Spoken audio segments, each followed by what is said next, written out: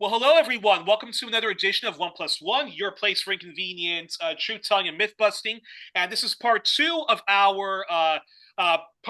our All Things Africa edition. With, of course, and of course, we are looking, and this is part two of our conversation, looking at the history and current affairs of Lesotho. We continue looking at the Southern African region, and we're looking at the history and current affairs of Lesotho. We are rejoined by Abayomi Azikiwe of Pan-African Newswire and Black Agenda Reports. Don't forget, folks, to donate generously to One Plus One. Share us widely. Sometimes Facebook blocks me and my ability to share, so it's very important that people share. And of course, help out my friend Chris Richards, the eclectic radical who's facing unemployment. If you help him out, you are helping us out. And just before we continue our looking at the history and current affairs of Lesotho, just want to remind people that Pride is around the corner. Last Sunday, it was International Day Against Homophobia, biphobia, transphobia, and I think just in general, queer bashing and queer phobia.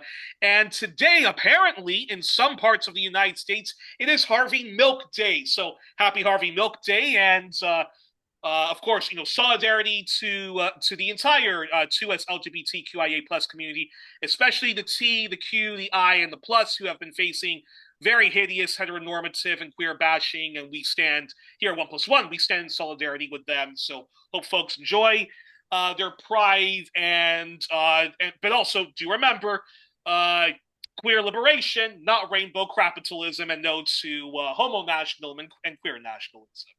So back to Lesotho, Abayomi. Now before we okay, let's rewind the conversation a bit. So okay, so the early years of independence for Botswana, I'm talking about May 6, 1965 to July the 7th, 1965. There were two leaders, Sekhunya Nahima Mazerbani. Apologies if I'm butchering his name, and Lebuwa Jonathan of the Basotho National Party. Now, when reading about this party on Wikipedia, they sound very right-wing, and they are members of the international center-right to far-right, the Democrat Union of Africa, where all the center-right to far-right of Africa gathers, the International Democracy Union, where the global right-wing meet together.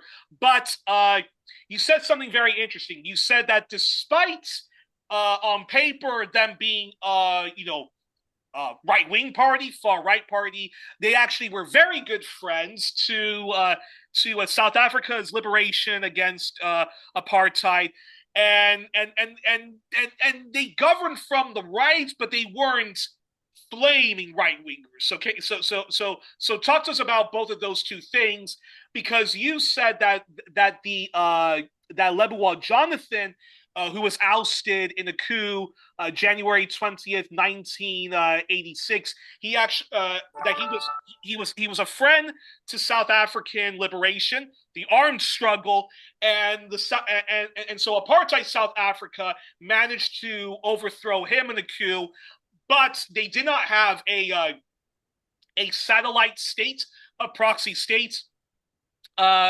That the government of Lesotho continued to be very much hostile to apartheid South Africa. So talk to us about that and the socioeconomic legacy of Sekhunya Nahima Bazarani and Lebuwa Jonathan when it comes to socioeconomics in Lesotho.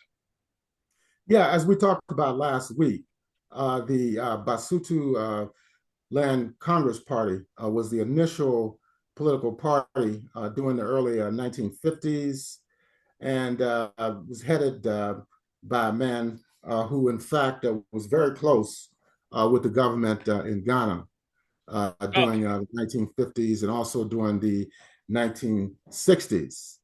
And of course, what happened was that the BNP, the Basotho National Party, won the elections, the initial elections in 1965.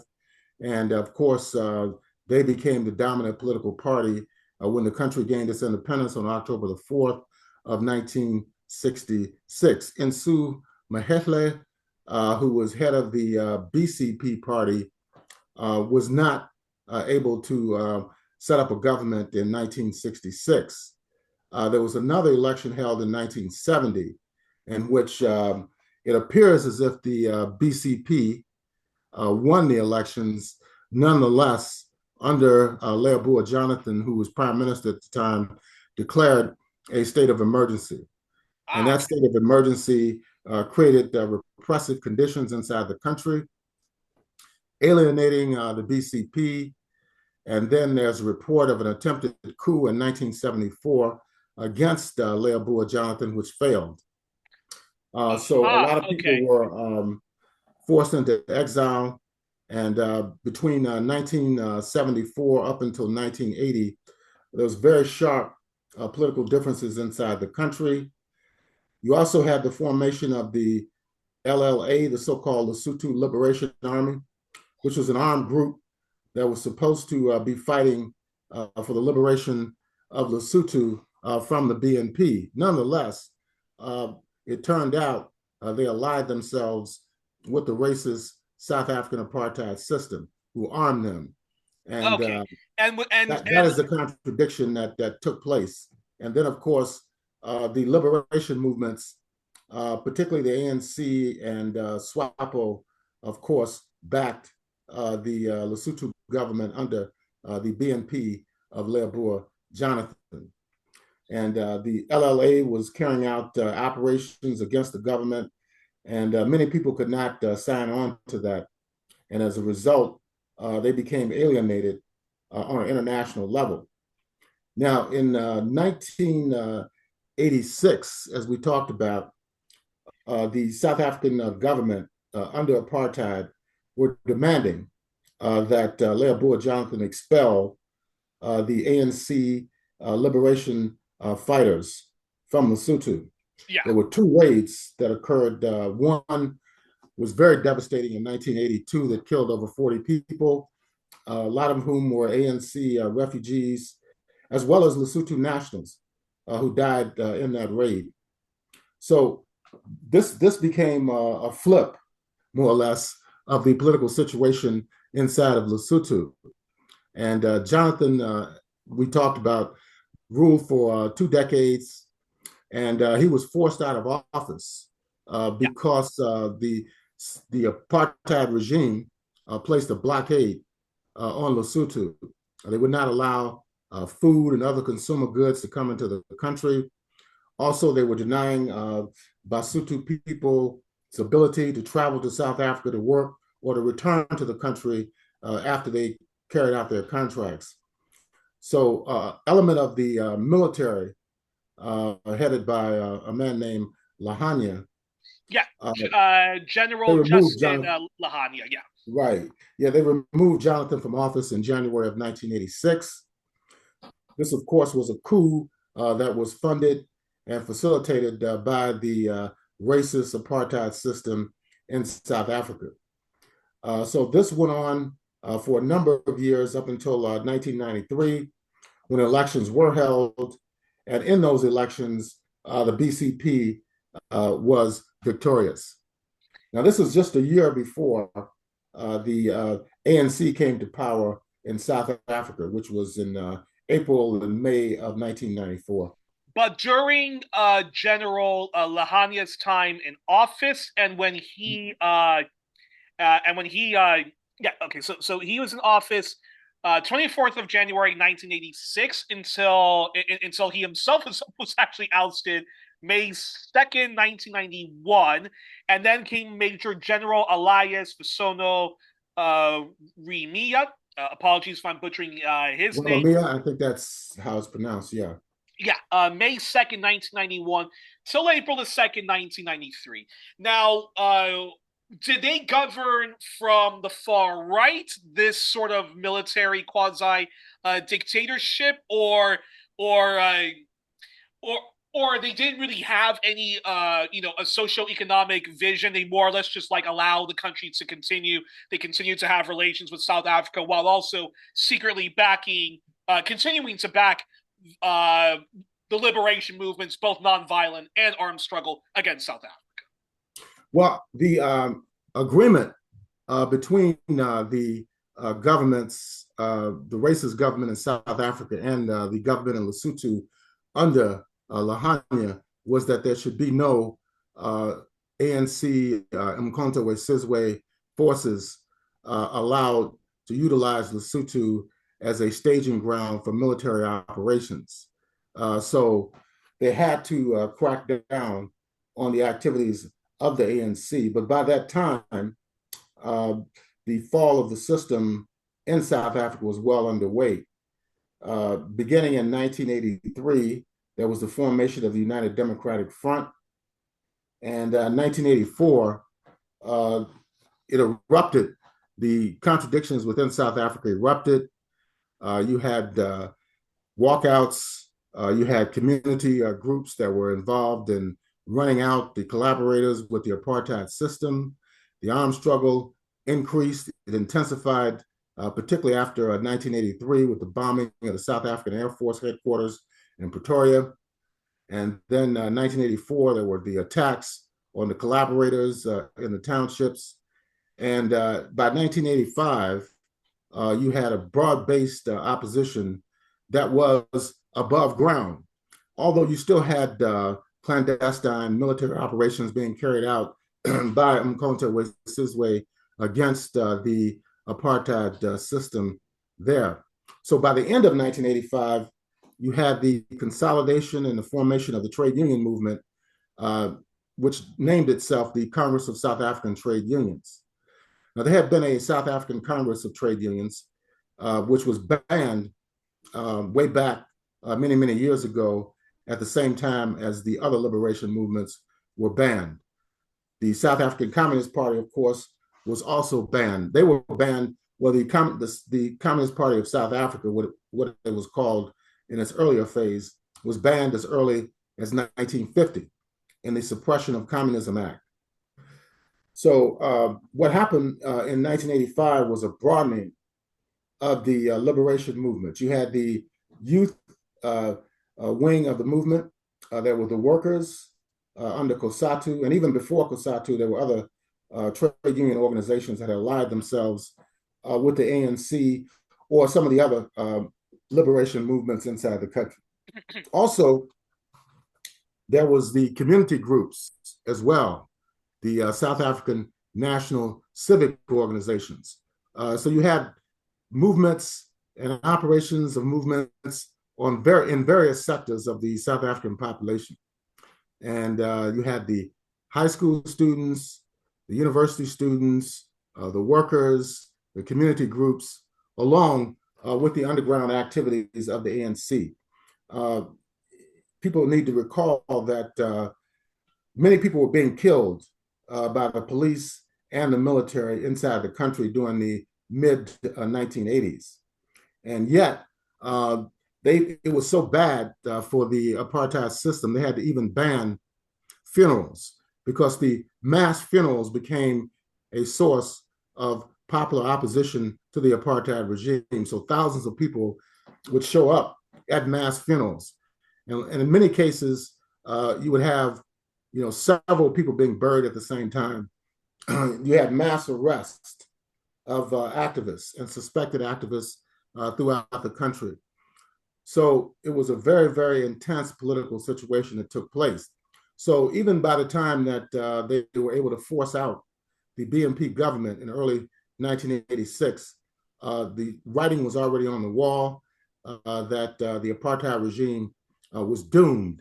And they fought, vigorously to try to maintain their status. They forced the countries in the region, like Angola and Mozambique, to sign non-aggression pacts with the South African Defense Forces. So the focus of the movement after 1984 shifted internally.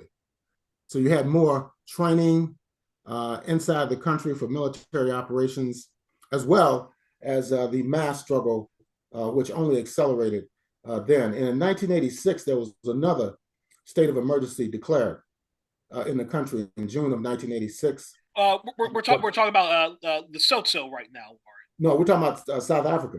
Okay, okay. So this, of course, uh, refuted, even what they had done in Mozambique, in Angola, and also in Lesotho. So the focus of the struggle was heavily shifted to inside of South Africa.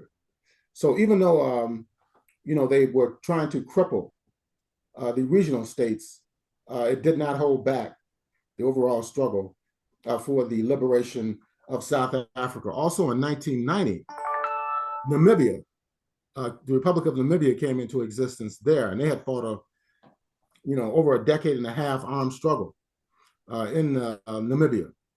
Yeah, so at any rate, yes, you had a military government in Lesotho that lasted from 1986 all the way up to 1993 under Lahania and later Ramamia. But it did not stabilize the situation inside the country, and the struggle in South Africa continued until the apartheid regime And the had the country, whole multinational, multi-party, non-racial democratic elections that were held in 1994. The ANC got the overwhelming majority of the vote, around 62%. But they set up a government of national unity, which lasted for about a year or more. And then Nationalist Party left the coalition government and became a part of the opposition, the leading opposition group after 1995. interesting. And so, before we talk about the rise of the BCP in Lesotho, I think it's important then to ask this question, which I wasn't planning on asking, but I think it's important to ask this Mm-hmm. question.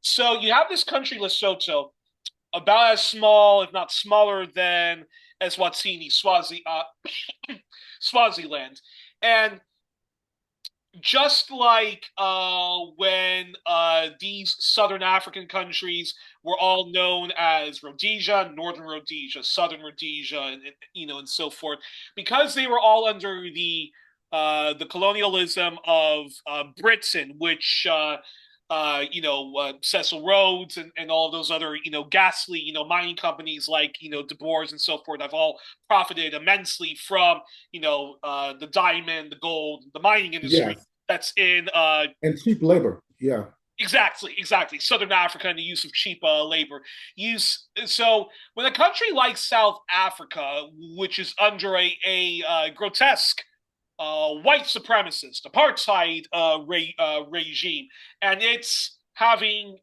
wars with its neighbor in Botswana. It's having wars in Mozambique. It's having wars in Angola. It's having wars, trying to sabotage, Zimbabwe from overthrowing its apartheid regime, and then of course it has its wars in Namibia. I think for many people, I had a very mainstream liberal education when it comes to South Africa. When we're taught about South Africa, we're sort of just taught that, oh yeah, so apartheid was this hideous regime, and it was the nonviolent struggle and Nelson Mandela as a political prisoner and Desmond Tutu that overthrew the apartheid regime. But from listening to you, and when you actually do some more digging into Africa again, whether it's Angola, whether it's Botswana, whether it's Mozambique, there South Africa was basically what Israel is to West Asia. South Africa was in the continent of Africa, and so when you're having these kind of wars, that does not help the economies of Lesotho and Eswatini, because the people there, although there is some mining there, although there is farming there, a lot of them are very much dependent on South Africa's economy, which is where a lot of people to this day have the criticisms of the kind of South Africa, the Southern Africa kind of free trade agreement, which benefits immensely South Africa to this day, but the capitalists, not the but even has the working classes of South Africa and their trade unions butting heads with Lesotho and so forth. Can you talk a bit about that before we get back into Lesotho's history? yes, it was a regional system of migratory labor, as well as political and social control. Hundreds of thousands of people from neighboring states migrated into South Africa to work in the mines. And a lot of people died. They were being exploited heavily in regard to compensation for their labor. And even today in Lesotho, there are a lot of people who work in the Republic of South Africa, in the mines and in other sectors of the economy. So yes, it was a regional system that was set up by the imperialists, largely by the British, but it was reinforced by the imperialist system worldwide, even the United States. The US had over 400 multinational corporations that had investments in the Republic of South Africa, even as late as the 1980s. So yes, it was a regional system, but the whole concept of a nonviolent struggle was there. But it was a multiplicity and it was a multiplicity of tactics. Yeah, that's what it was. You had people in the trade unions, like for example, May Day of 1986. I mean, that's been 30 years ago. There was a work stoppage which had never been seen in the history of South Africa. That was coordinated by the Council of South African Trade Unions, COSATU, which still exists today in South Africa. So, yeah, it was a multiplicity of tactics that existed. You had armed struggle. You had the work of the trade unions and organizing workers and engaging in vigorous negotiations and other methods of struggle, and also the community organizations as well. So, yes, it was an armed struggle, a mass struggle, and a class struggle. It brought about the end of the apartheid system. Well, definitely looking forward to going more into that when we explore South Africa's history and current affairs. So, Yeah, but of course, there's still relations between Lesotho and South Africa, and we could talk about that later in terms of economic relations, as well as exchange in regard to trade as well as labor migration. interesting. Now, so going back to Lesotho's history, so the democracy, however frail, is restored, and the country found itself under the leadership of Netsu Mikole and his Batsulan Congress Party. And the party, according to Wikipedia, is left-wing Pan-Africanist leftism, African socialism, African or Lesotho specifically nationalism. He served April 2nd, 1993 until he was deposed on August the 17th, 1994. Then an independent politician served as interim Prime Minister Hai Fulufu.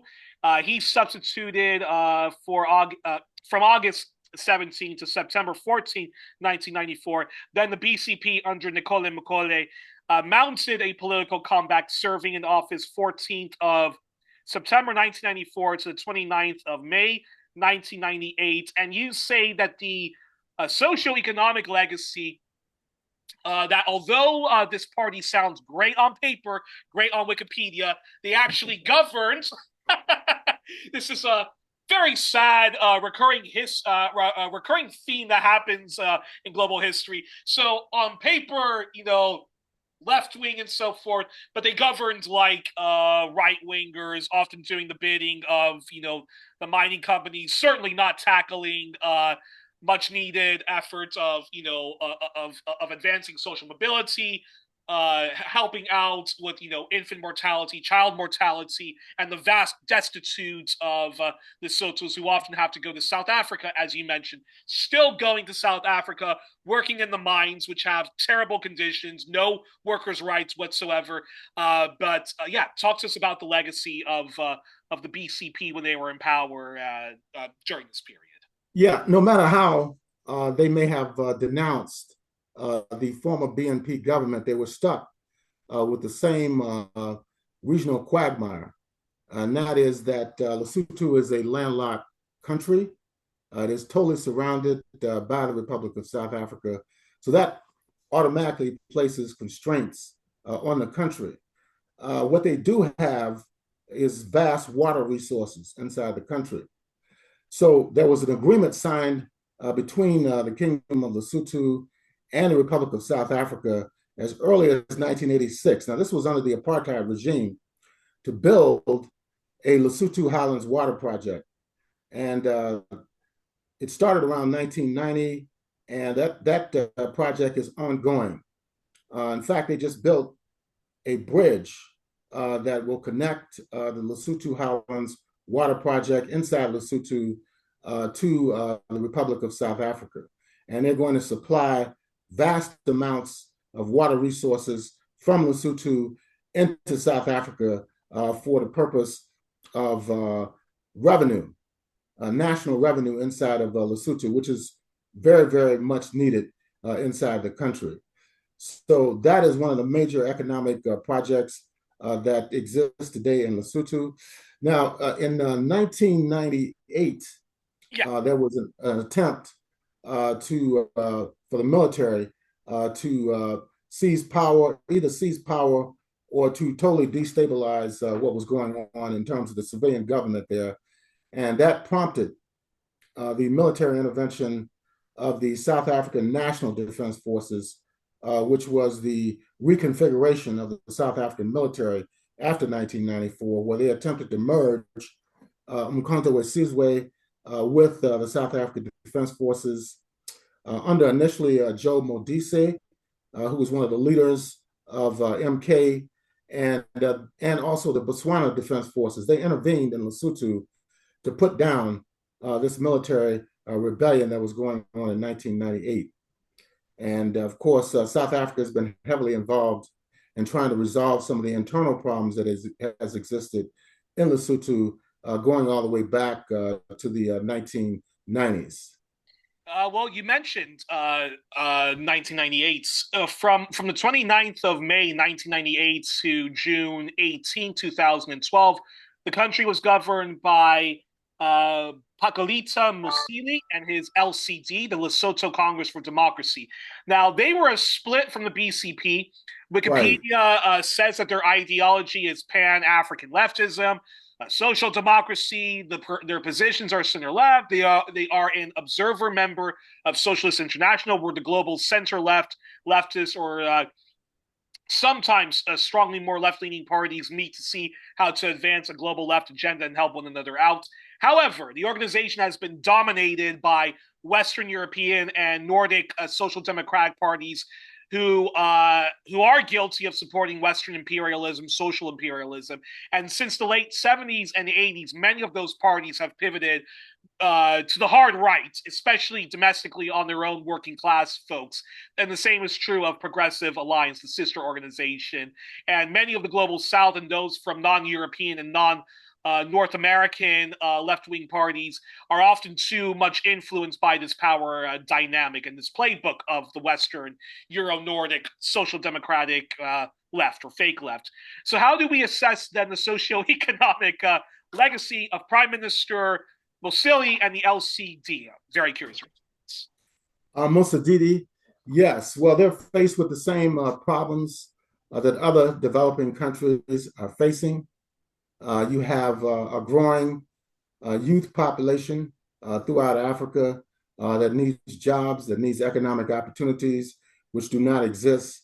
So you have high unemployment rates. And how do you solve those problems without the necessary economic resources is the major question.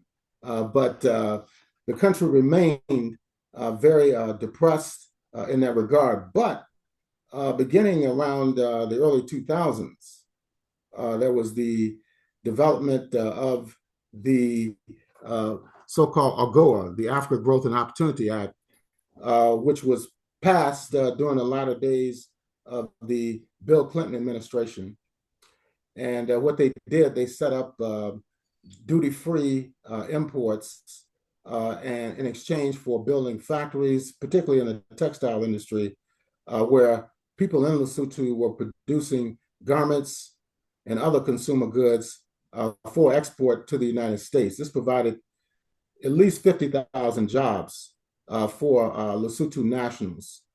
And it brought about a shift in the demographic character of the country. Many people who lived in the rural areas moved to the capital of Maseru, where they were given employment in these textiles and garment factories.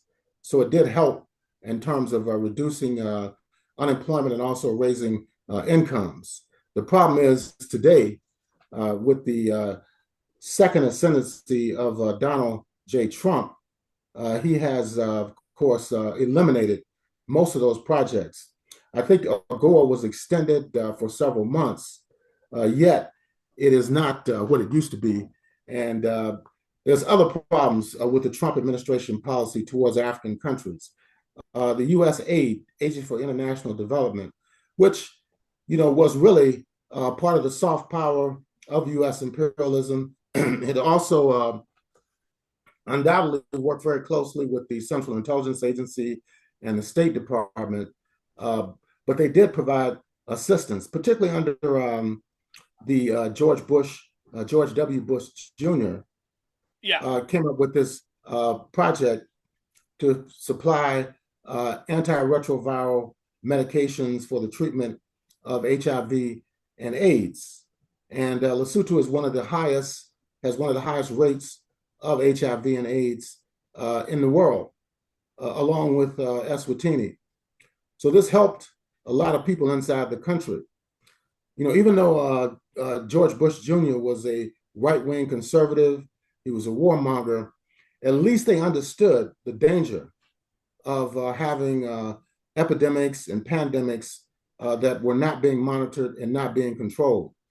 Now, we have a very different situation that exists now under this Republican Party, which appears not to care and not concerned about even monitoring, the spread of infectious disease. We see it now with the outbreak of another outbreak of the Ebola virus disease.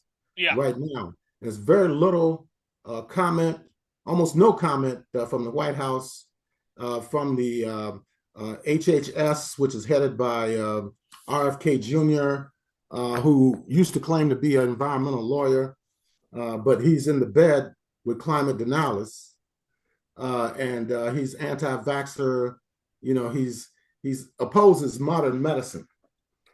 So what we have right now is that the Trump administration is renegotiating a lot of these agreements on an individual basis with various individual African states. So they withdrew again from the World Health Organization, and what they're trying to do is to exert further control over African countries by negotiating these individual agreements involving healthcare with various African states. And what's interesting is that, for example, Zimbabwe and Zambia have both rejected the proposals put forward by the Trump administration. So yes, whether it's Musadidi and the others that have come after him, these are the issues that they have to face and they have to deal with. Also, the fact that the economy of Lesotho is so intertwined with that of the Republic of South Africa is that when the ANC took over 30 years ago, the mining industries began to downsize their operations inside the country, and even moving their headquarters, even putting more emphasis on even gold production and gold mining to other states like Ghana, for example, Mexico, among others, in order to weaken the Republic of South Africa because of the strong trade union movement that had developed under the latter period of the apartheid system. So you had COSATU that had perhaps 1 million members, and there were other trade unions as well that were smaller.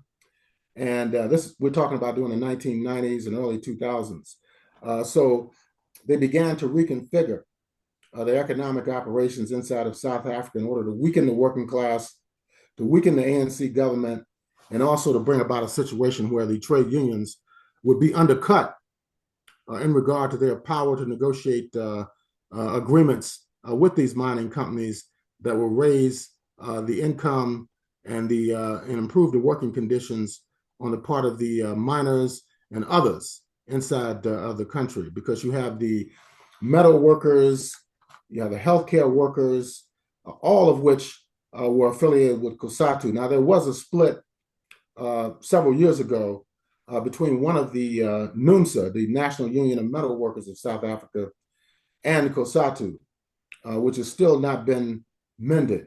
But yes, all of this is going on, and but it's all designed to weaken the South African people, particularly the South African working class. And this has had an impact on Lesotho and other countries in the region because if there's not enough jobs, there's a lessening of employment and employment availability. This is just going to increase the rates of poverty and unemployment in the neighboring states. And that's what has happened in Lesotho. I think today, the official unemployment rate is about 30% in the Kingdom of Lesotho. Well, that's a And perfect segue.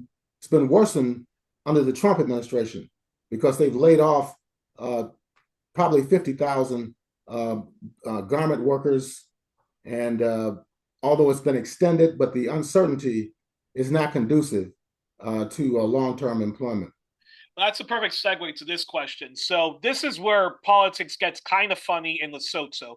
So the successor to the LCD is Tom Tabani Bonnie. and the ABC, the All Basotho Convention. And I'm going to describe them as center left because on Wikipedia, they describe their ideology as centrism, which generally is code for right-leaning. The Yes. ideology is liberalism, right-leaning, economic liberalism, right-leaning, civic nationalism.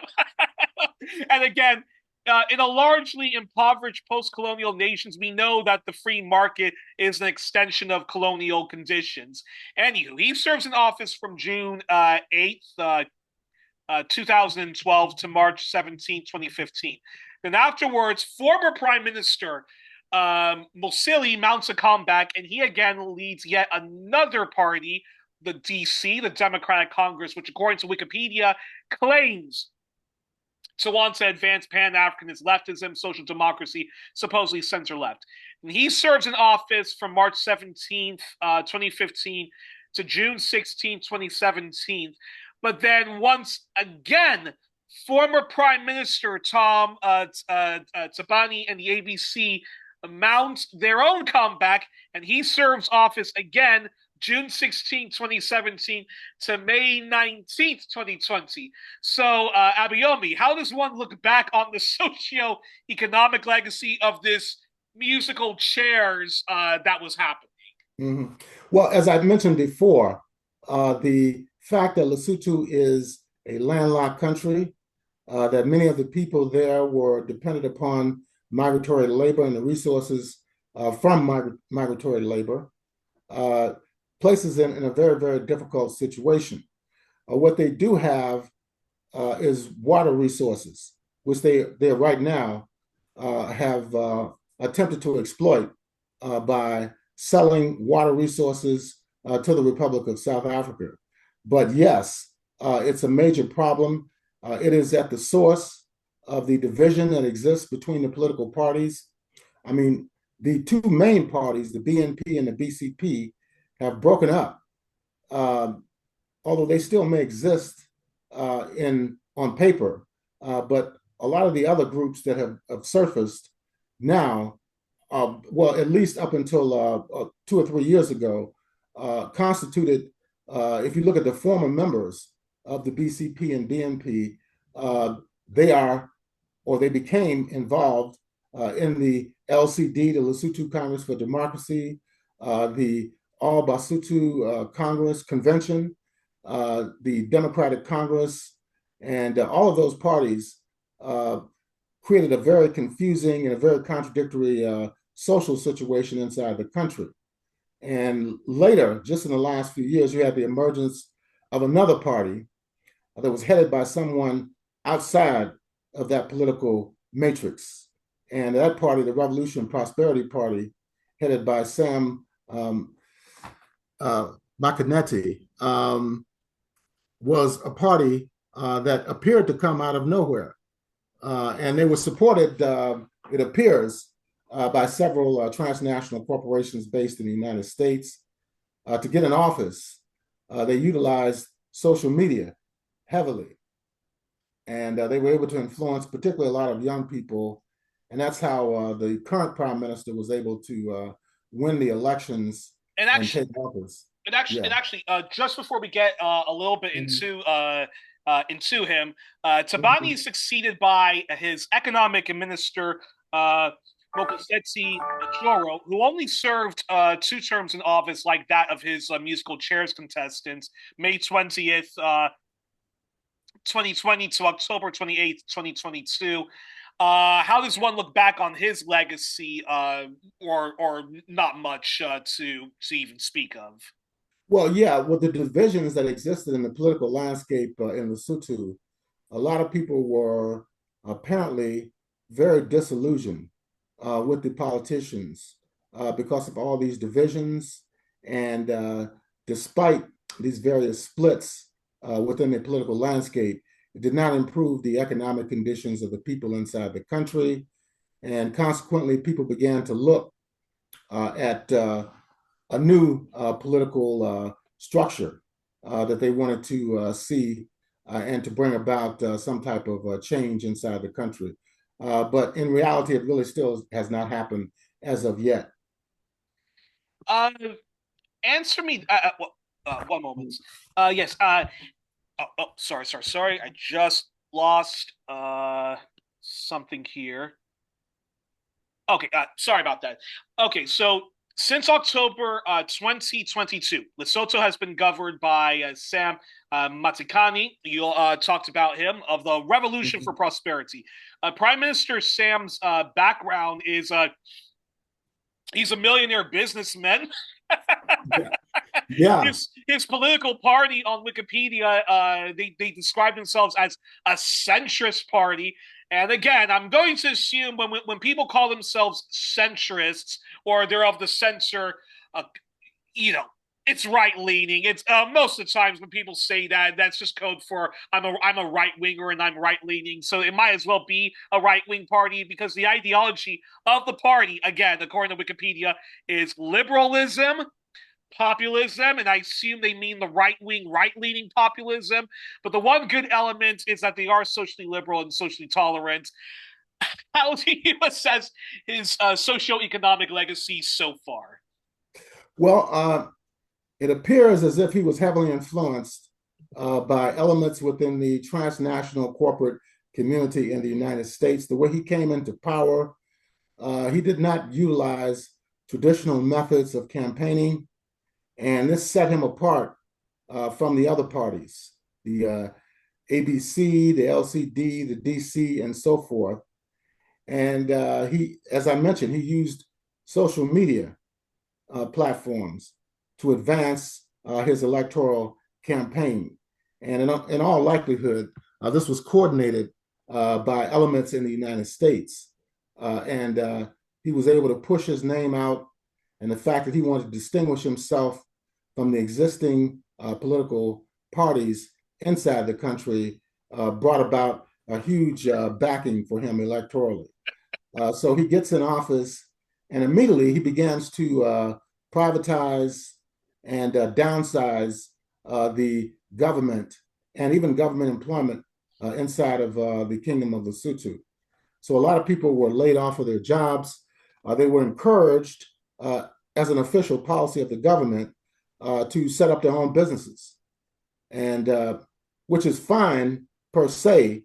But if you don't have the capital to do that, that's just an excuse for laying people off who don't have employment. So this is what has happened, and of course has impacted the capacity of the government to address the needs and concerns of the majority of the people in Lesotho.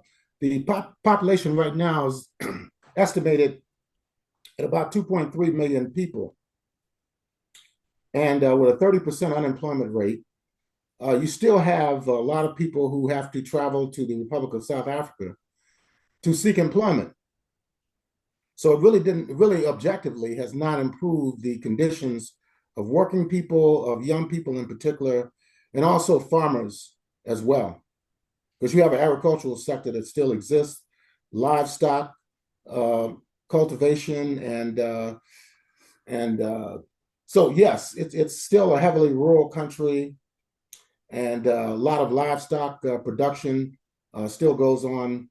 But we also have to remember that drought has been a major problem throughout the entire Southern Africa region. Mm-hmm. So this has had a negative impact on agricultural production inside the country. So yes. And also, uh, and also, I should have asked this as an official question. So let me ask this. Now, Lesotho is a constitutional monarch, Yes, they have a and parliament, but at the same time, Letsia the third is the constitutional head of government, and he is the son of Moshoeshoe the second, who had previous clashes with successive political governments inside of Lesotho. I mean, he's been in exile, he's been defrocked, so to speak, and eventually he unfortunately died in a tragic car accident and I during and I the and I late believe 1990s. Yes. and I believe he was well, he was always sort of officially politically neutral, but he was certainly a little bit more left leaning, and then that clashed with the military juntas backed by South Africa when it was still the apartheid regime and ousted the prime the prime ministers before, and so Mhm. the monarch actually clashed with the military. And when I was talking about that musical chairs, where this person is in office for a couple of years, and then his successor from another political party is in office for a few years, and he gets unseated, and the former prime minister, gets back. So apparently, throughout all of that crisis, what one of Lesotho's huge problems is the rival political factions use different factions of the military to be pitted up against one another. And from a critical leftist perspective, this is basically rival oligarchs fighting one another, and it really doesn't matter if some Lesotho party says, we're socialists, we're Pan-Africanists, they still govern from the right, and they have to be and they kind of more or less bribe certain factions of the military to make sure that they stay in office and that there is no instability. Correct. Yeah. Over the last couple of decades, the military has played a more significant role in the overall political makeup of the country, to the point that you have factionalism inside the military itself, which at certain points had turned deadly inside the country. But it's not a military dictatorship at this point.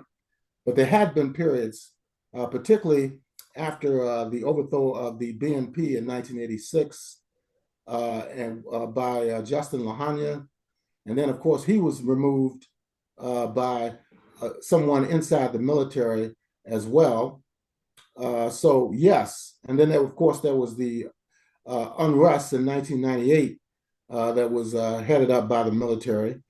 So, yes, the military has played, and I would, venture to say, continues to play some role inside the political system in Lesotho.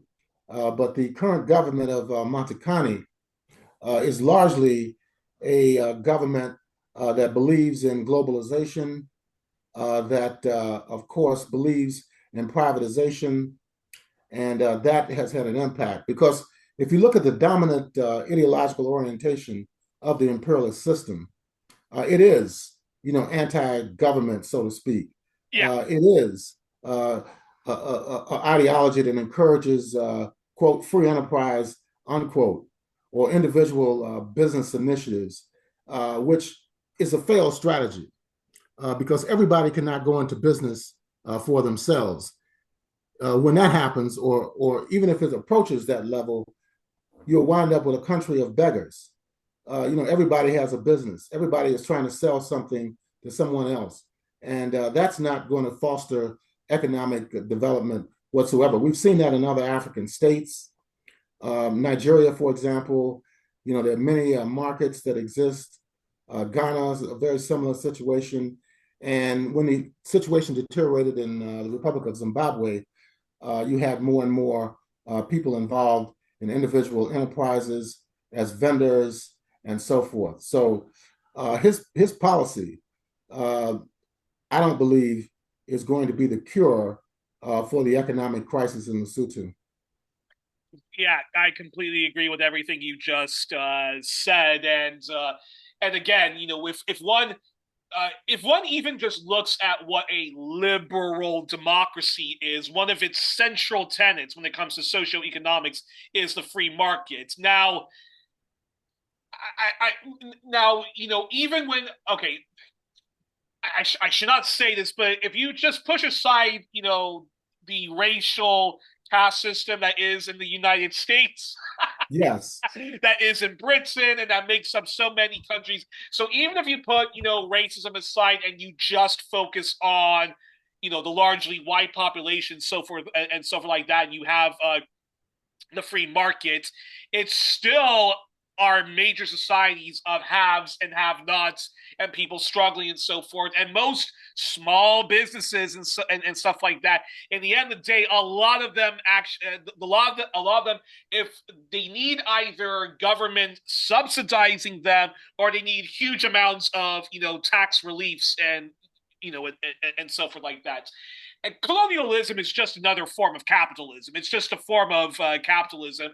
And so when we talk about, when I read some of these, African parties and what they advocate, especially, the right wing parties, the right leaning ones, I just say to myself, wait a minute, you guys are our country.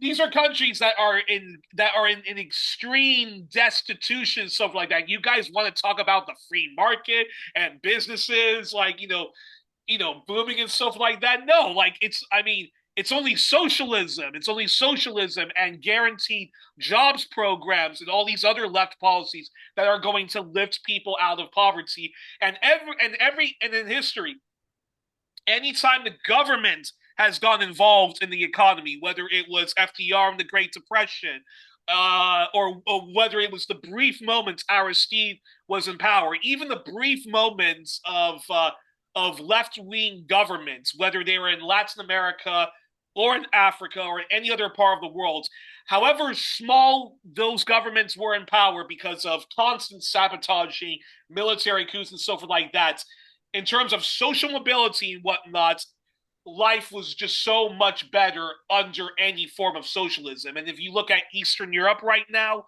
if you look at what Russia was, putting aside, whatever human rights abuses that people want to, focus on, but in terms of social mobility, in terms of eliminating literacy, in terms of eliminating extreme poverty, in terms of feminist policies, in terms of Yes. infant child mortality, in terms all of that stuff, it's socialism that actually, modernizes and actually gives people a leg up. And the moment you introduce any kind of extreme free marketism and so forth like that, that's where, to quote my friend Boyan Stanislavski, that's where you see a civilizational downgrade. And you can even talk about, feminism in that context. Oh, worse under, these extreme libertarian ideologies and whatnot. I'm curious your thoughts on that.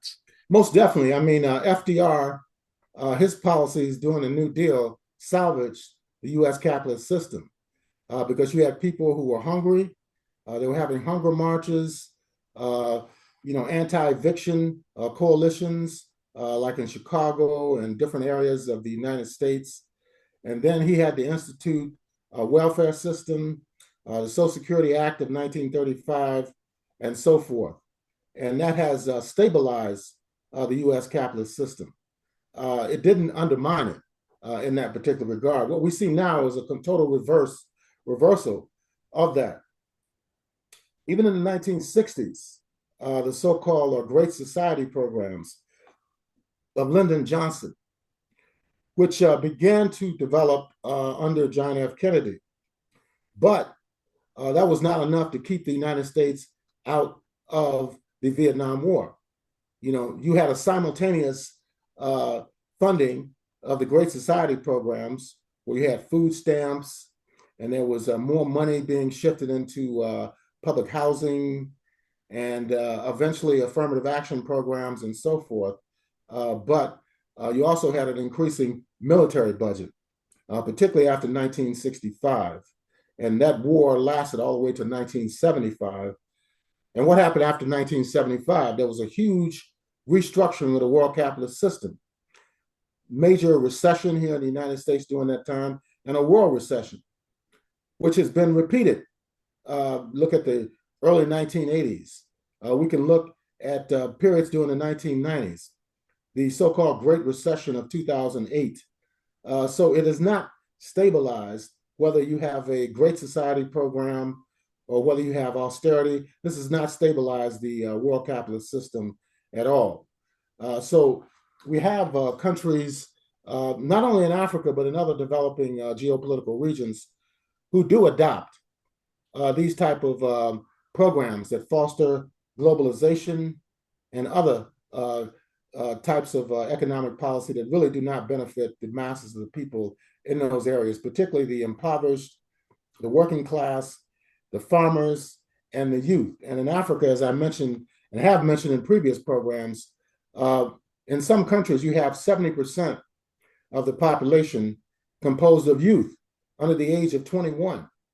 And they need jobs, they need economic opportunities, they need healthcare, they need housing, and this system is not providing that for them at all. So that's why you have unrest in a lot of these countries, like what has been happening in Kenya, for example, just this past week, where the transport workers engaged in a strike because they can't afford to buy fuel. And it's the same situation that's going on in Africa and other parts of Africa as well. In Mali, they've utilized a blockade by these rebel groups that are funded by US imperialism and France to block fuel getting into the major cities, particularly the capital, Bamako. So it's a similar situation that you have in Lesotho, in South Africa, and other countries throughout the region. So yes, there has to be a new policy that surfaces, that is independent of the policy prescriptions given by the United States and the multinational corporations that are based in the United States. And during the Cold War, going back to, during the Cold War, was Lesotho allied with the Western imperialist camp of Brits in the US, Canada, Australia, New Zealand, France, and the emerging EU, dominated by West Germany, now just, the unified Germany? Or was it non-aligned, but lean more towards the West or more towards the USSR, Eastern European Communist Bloc, Cuba, Vietnam, China, or neither one? Yeah, I think Lesotho has been a, quote, non-aligned country, unquote. They have very good relations with the People's Republic of China. They had good relations with the former Soviet Union. Cuba took a lot of young people from Lesotho to study in Cuba, particularly to train people in the medical sciences and medical services. Oh, wow. Interesting. Yes, they have. They have done that, and they have not broken, as far as I know, those ties. At one point, during the military regime in the early 1990s, under, I believe it was Ramamia, they switched from the one China policy to recognizing Taiwan. And that created a lot of problems inside the country. But that has been reversed. Yes, even the diplomats from Lesotho who had been assigned to the People's Republic of China were expelled because the Chinese are very strict on that question. If you recognize Taiwan, then you could not at the same time recognize Beijing. And we saw this recently in Eswatini, where the president of Taiwan wanted to fly there on a state visit, and key African countries denied the right of the Taiwanese, the so-called Republic of China, to use their airspace. So a lot of countries in Africa are very clear about that. And China is one of the largest trading partners of the African Union. They have what they call FOCAC, the Forum on China-Africa Cooperation, and they have many joint projects, joint investment projects with the People's Republic of China. So in that sense, Africa is far more clear in terms of the one China policy, even perhaps more so than the United States, because on the one hand, The U.S. says on the surface it supports the one China policy, but at the same time, when Trump went to the People's Republic of China last week to meet with Xi Jinping, I understand Xi Jinping read the Riot Act to Trump in regard to relationships with Taiwan. And why did Trump go to Taiwan? Why did Trump go to Beijing? Well, he's trying to shore up his image internationally after failing to overthrow the government in Iran. So he wants to make it appear as if he still has some foreign policy credentials. He's still a quote statesman, unquote. Nonetheless, the Chinese were not going for it. And if you compare the reception that was given to Trump in comparison to Vladimir Putin, who went there several days after Trump left, it's a huge difference. I mean, I looked at the news coverage. Yeah. Large military displays was clearly the warmness and the camaraderie was there because they're all part of the BRICS summit. Funny. Yes. I also I also picked up on that, yeah. Anyways, yeah, that's quite interesting. Is there anything more about Lesotho's relations than with BRICS or a specific member that you would like to educate our audience about? Yeah, I don't think they're affiliated with BRICS formally. But South Africa is, and of course, the fact that they're all part of the Southern African Development Community, and the fact that Lesotho is totally surrounded by the Republic of South Africa indicates that they are not adverse to what BRICS is doing. I just wanted to mention that the United States, under the Trump administration, has just forced Lesotho into a secret healthcare agreement, an agreement that I'm still trying to find the details about. It appears as if it is a secret agreement where the administration has reached some type of assistance protocol with Lesotho, and it's totally unnecessary because if the United States had remained in the World Health Organization, if they had continued at least the positive aspects of the Agency for International Development, which has been dissolved completely, there would be no need to go to these individual African states and force them to sign agreements with the Trump administration related to healthcare assistance. I mentioned earlier that Zimbabwe and Zambia both rejected the proposals by the Trump administration to impose this type of healthcare strategy on the country. So we need to get more information about what was actually signed. But non-governmental organizations in Lesotho have said that it was a forced agreement, that they gave Lesotho almost no choice but to sign on to this agreement that people are still trying to find out the details about. Also, what's important is that Trump, during his first State of the Union address after resuming office in 2025, openly attacked Lesotho, saying that it's a country no one has never heard of, which is a lie.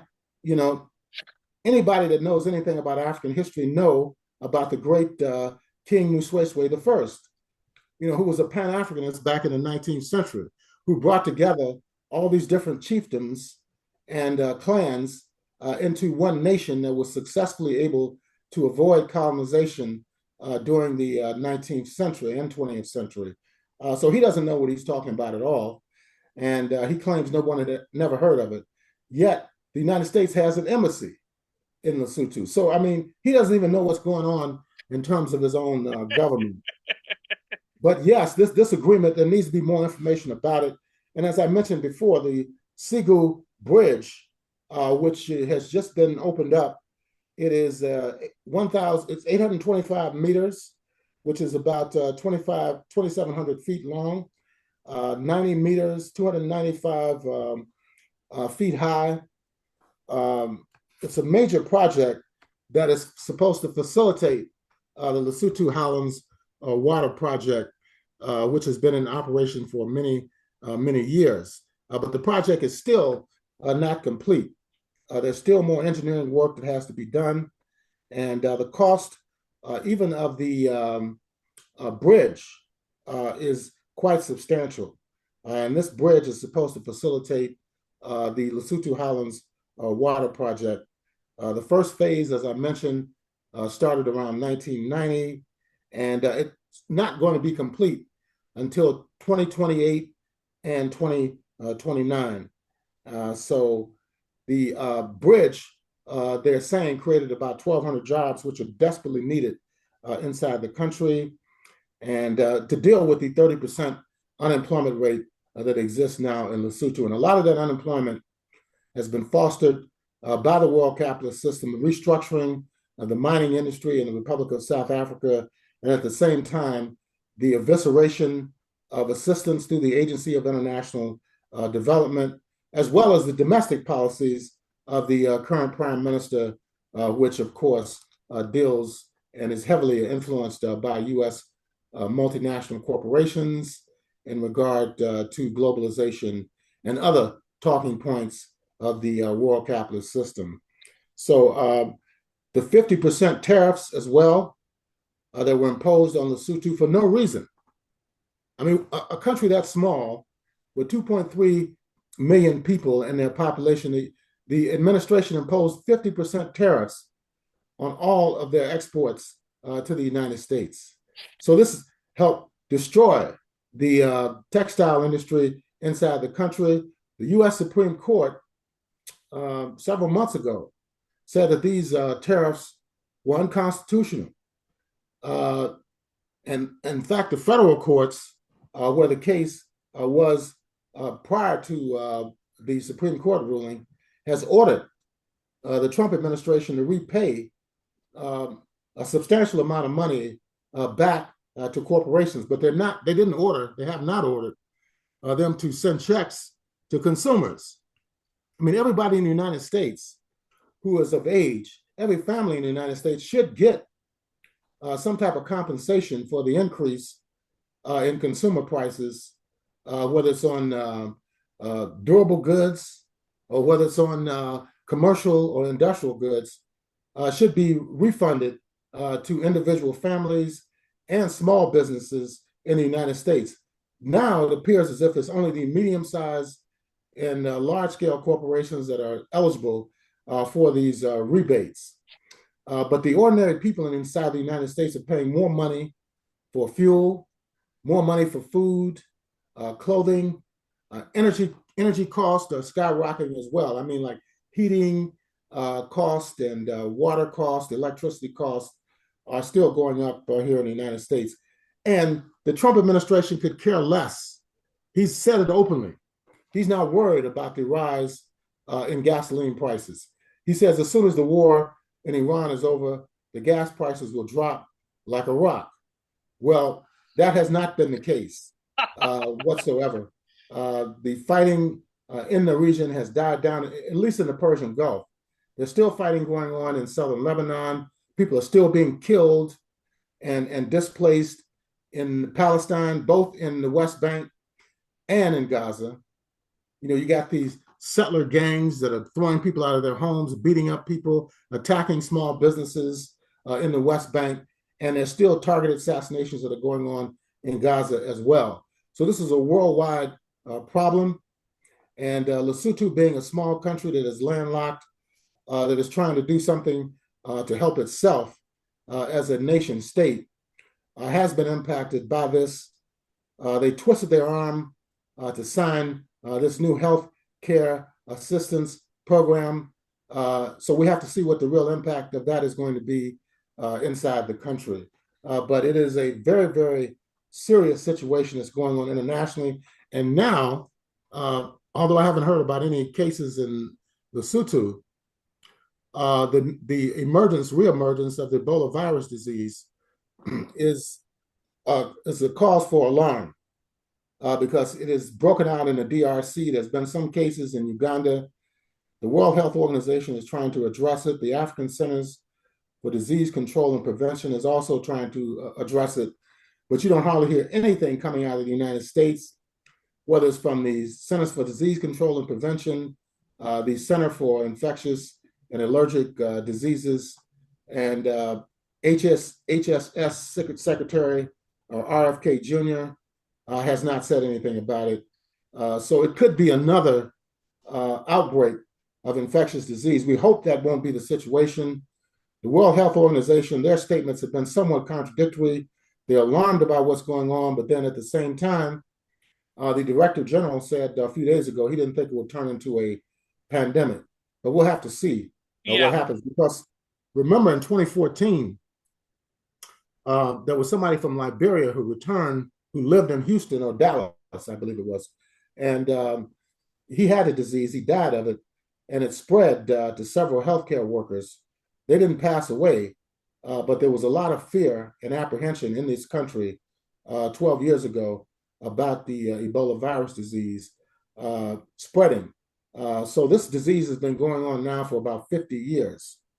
Started in what today is known as the DRC. It was Zaire at the time, and there's been repeated outbreaks of Yeah, the Ebola and virus disease. the ongoing Western-backed proxy war, a war of aggression against Congo by Rwanda and Uganda, backed by the West, is still ongoing. Yes. But that's a perfect segue, given all you've just said about the issues of Western imperialism. Yes. And Lesotho being the victim of that. What has been Lesotho's response to the African Spring, the anti-French wave and upheavals taking place in West Africa, and what's been Lesotho's response then to AFRICOM, if there is any response? Yeah, I don't believe that they have U.S. military presence there on any significant level. In terms of the anti-French unrest, they're very far away from the Sahel states in West Africa. So I don't think they've had a real response politically. All right. And Nonetheless, yeah, Kenya, you heard what happened last week with the unfortunately, Africa Forward Summit.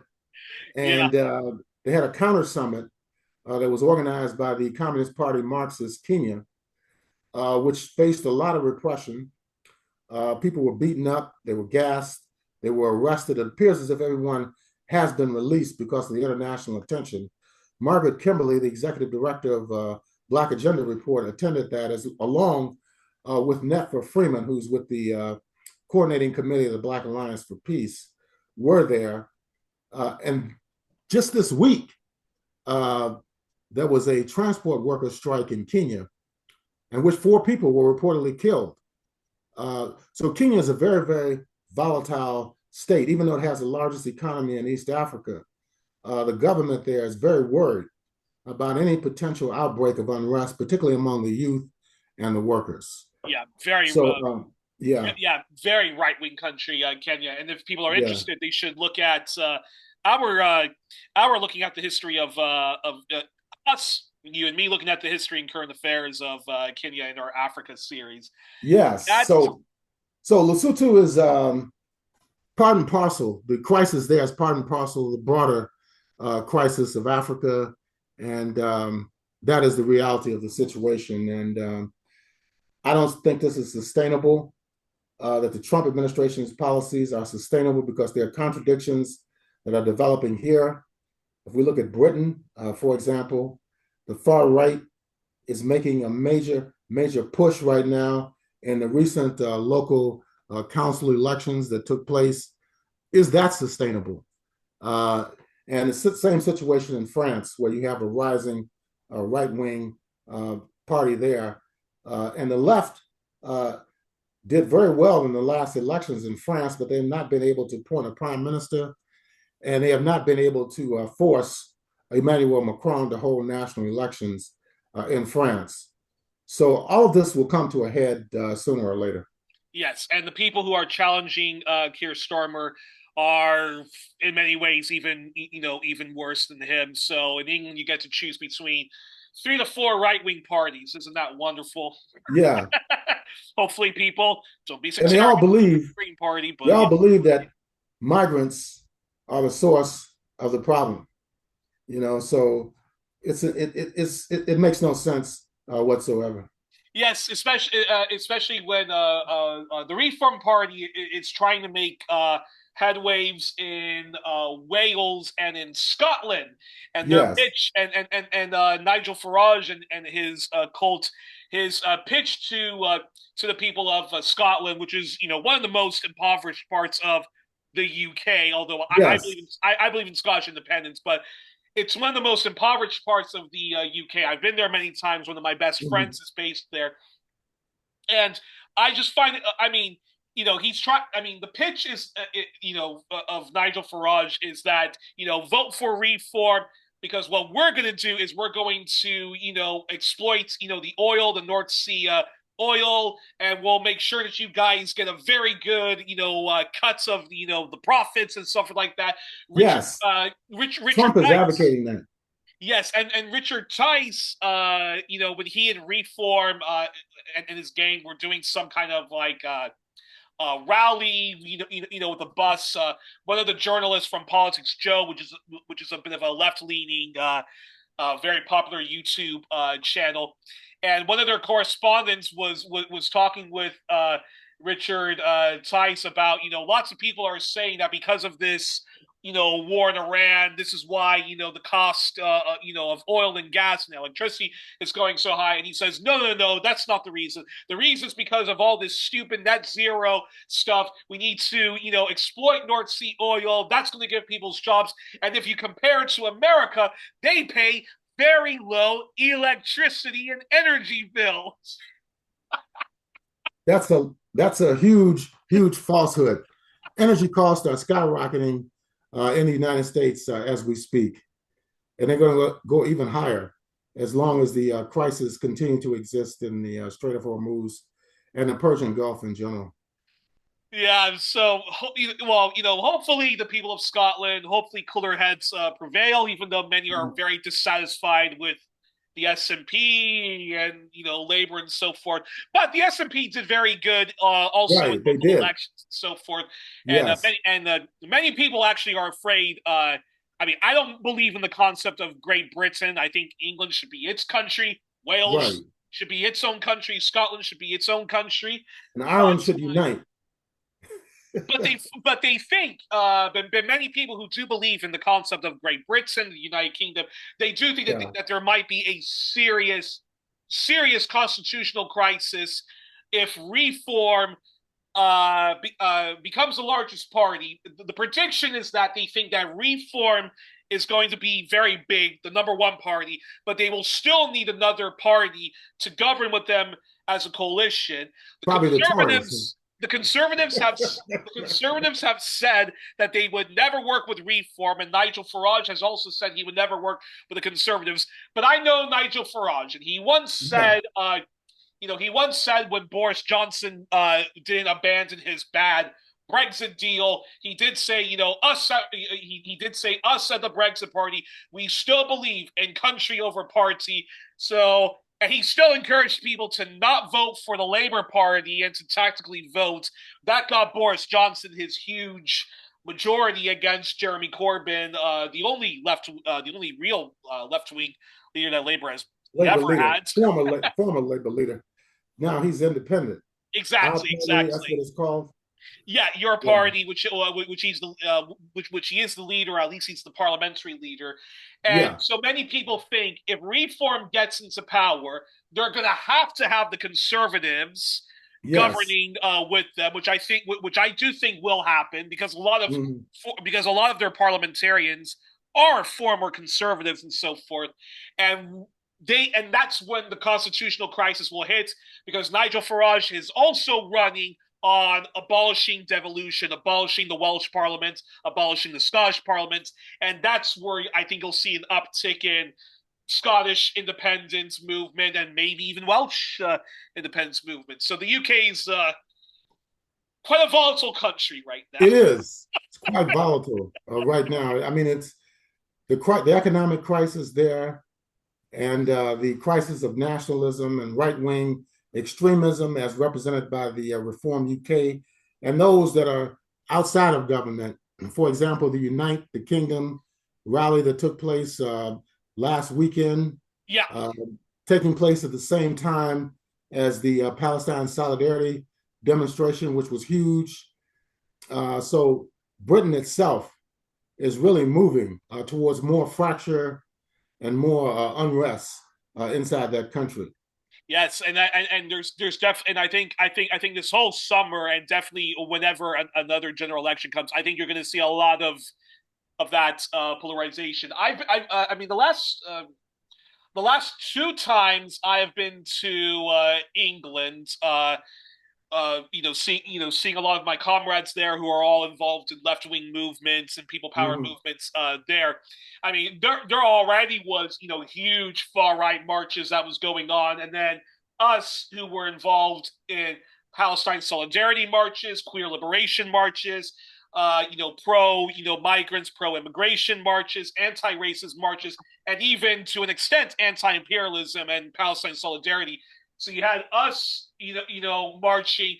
Also, at the same time, the far right was marching. The police constantly having to make sure that Yeah, they don't that clash wasn't in the streets. that wasn't going on. So I think you're gonna see a lot more of that this summer, especially because the far right's only getting bigger and bigger and bigger, and with Pride, a lot of the far right, a lot of both conservative labor and reform, are all very transphobic and stuff like that. It's all, scapegoating migrants and so forth. All of them pro war, pro Mhm. corporations, pro austerity. So it's going to be, Very interesting. yeah, The not going to be direction a of pretty sight. the UK and the European continent. It'll be very interesting to watch, but very dangerous at the same time. And last but not least, our final question then to you, Abayomi, is this. So clearly, if one parachutes into Lesotho or takes a random trip and visits the nation, they will still see an African country plagued with extreme poverty, people living in unimaginable, unconscionable conditions. Lesotho clearly has, at least on paper, parties championing leftism, but they've not delivered a radical eradication of extreme poverty and all the intergenerational trauma that comes from the legacy of colonialism. But isn't the answer, despite mistakes any of those governments have made in the past, that if we want to see extreme poverty eradicated and radical improvements, again, in social mobility, child mortality, infant mortality, and life expectancy, Lesotho, like any part of Africa, from the Horn to the east, to the west, central, and north, uh, uh, and of course southern, even that again, what is needed is radical socialism and Pan Africanist leftism. Yeah, no question about it. And it has to be a closer cooperative situation involving the Southern African Development Community, the African Union. There has to be a delinking from the world imperialist system, which is stifling not just Lesotho, not just the Southern African Development Community, but Africa as a whole. And in order to do that, there has to be radical transformation of those states and political parties that are operating in those states. And a lot of people don't see it at this point. They still see some type of alliance, even a subservient alliance with U.S. imperialism, with France, and that is not going to be the salvation of the African continent. And I think that institutions like AFRICOM, for example, and the French military apparatus and the French political and economic institutions are vigorously right now trying to reconfigure their relationships with the African continent. The fact that there's so much anti-French sentiment in the Sahel states and in other states as well among the masses, that's why they're moving right now to Kenya, countries like Kenya, and trying to form some type of alliance with them. But I don't think it's going to work because the workers and the youth in Kenya are highly agitated, and that's why the government in Nairobi is really, really concerned about what's going on there. Just a transport worker strike over the last several days, they had to go to the leadership of these transport organizations to try to bribe them to suspend the strike in lieu of further discussions by the government. But if the government is not in a position to lower fuel prices because of U.S. foreign policy, then the only other option they have is repression. And that can only go so far when you're dealing with tens of millions of discontented people in Kenya and, in fact, many more, 1.4 billion in Africa as a whole. Well, that's a great place to end.